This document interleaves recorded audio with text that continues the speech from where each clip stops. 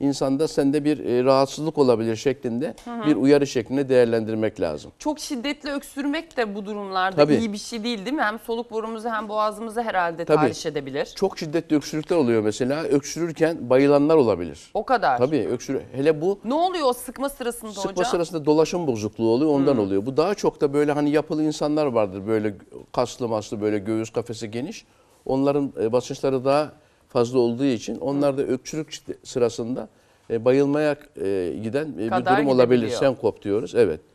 Peki aynı zamanda bu şiddetli öksürük ciğerlerimize de zarar veriyor mu? Tabii, sadece ciğerlere de değil, başka dokulara da verebilir. Mesela şiddetli öksürenlerde akciğer patlayabilir. Oo, Hele orada bir hava kisleri, kesicikleri varsa şiddetli öksürük bunun patlamasına yol açabilir.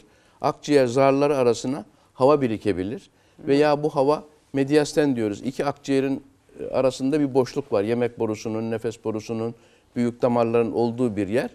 Oraya da hava kaçağı olabilir. Amfizem diyoruz. Orada bir hava birikimi meydana gelebilir. Yine aynı şekilde. Yemek borusu bile yırtılabilir.